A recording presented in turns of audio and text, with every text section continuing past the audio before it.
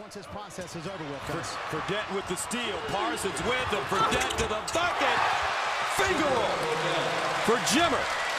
And BYU cuts it to 3. Fredette with 25 now. And that's 6'1" going against 6'10" in the open court, Lynn. That's nice body control there by Fredette. And he beat him to the spot, too, but that was just a bad play on the penetration by Walker. Didn't have a shot, just threw it out there for grabs. And Jimmer was Johnny on the spot. Now Parsons, who's been excellent tonight as well. Wilbekin to the basket. Too strong. And the rebound goes to BYU. Kyle Collinsworth, his 10.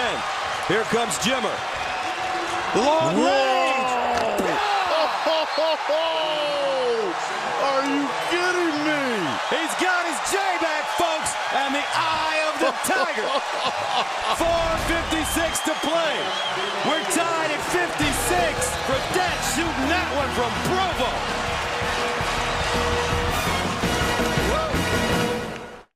The greatest stretch of BYU basketball, better than Danny Ainge, better than Sean Bradley, even better than AJ this past season, was the Jimmer Mania of 2011. He was uniquely ours, and he was uniquely apart from the sport as a whole. No threes were deeper, no threes were more momentum changing, no player was more confident that he was being doubted. No shots had more take this shot in your eyeball energy than did Jimmer Fredette shots. Now, we are entering into an era that offers a player with these same abilities and the same uniqueness of flavor that will cook up a once-in-a-decade player. This athlete is Bear Bachmeier. On the surface, one is immediately assaulted by the oddness of a QB with the number 47. This is like the presence of Bill Skarsgård in Barbarian. You're being led into a fear that the performance of this character is not going to be beneficial for everyone else involved, only to realize that they're the best character in the story. The number 47 headlining the fun facts sections of national previews in our games will quickly get annoying, but it adds to the aura if you're a true fan. 47 is the hook to bring a curious viewer in closer for a better look. The better look always turns into magic, and the audience is captivated by the play style of our quarterback. Name another quarterback in the country that runs as nasty of a draw as Bear. Name a quarterback that drags defenders for more yards as Bear.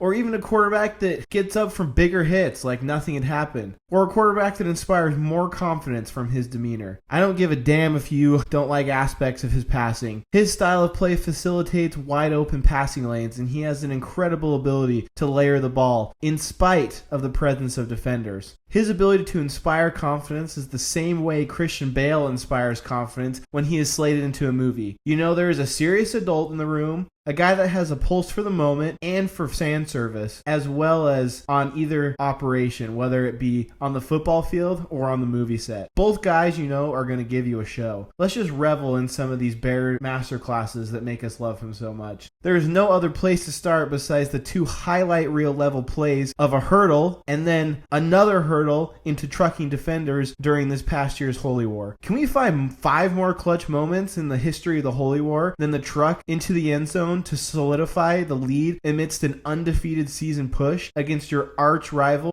The top place that I could think of that belong in that conversation goes as follows. This is in no particular order. There is no play more clutch than back to Harleen. He's still wide open in the end zone as we speak. He's got to run to the right. John Beck is on the run. He throws behind him. It is caught for the touchdown! Caught for the touchdown! Caught for the touchdown! Johnny Harleen got it for the score! Harleen by himself in the end zone! The Cougars win it!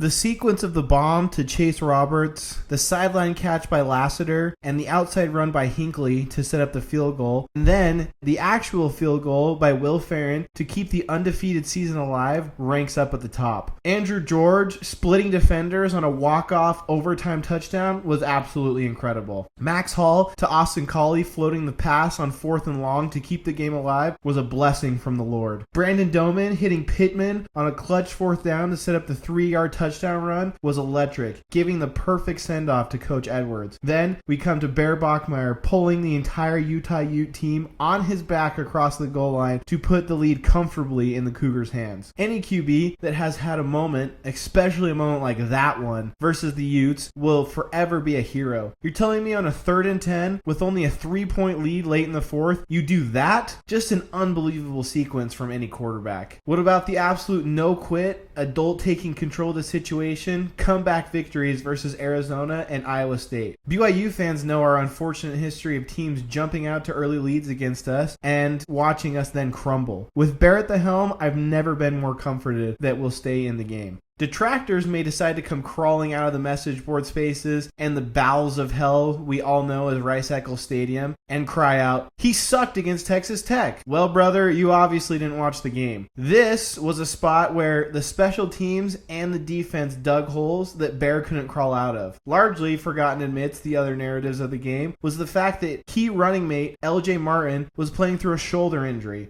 After the defense took all the momentum out of Tech's first drive with an incredible sack, Parker Kingston muffed the punt in BYU territory. As Tech fell on the ball and kicked a field goal, the momentum was crumbling through the Cougars' hands. In an offense predicated on setting up the pass game with a consistent running game, taking multiple drives to gain momentum, the key mistakes from the secondary deflated the entire team and the fan base before the offense could even start getting momentum. In a game where every mistake would be back-breaking, the Cougars made too many of them. The 13-point deficit took away the already injured running game and forced the offense to fall completely into a drop-back passing game. I put the onus on a coaching staff that knowing this would absolutely be the most important game we played the entire year, we went in with a game plan that was stale, uncreative, and uninspiring. If we had treated that game like the Super Bowl it was, we may have been able to come out on top, securing an undefeated season, preventing having to play the Red Raiders in the conference championship, and then landing our first playoff appearance. Bear plugs many holes in the BYU game plan, but he shouldn't be relied on to plug all of them.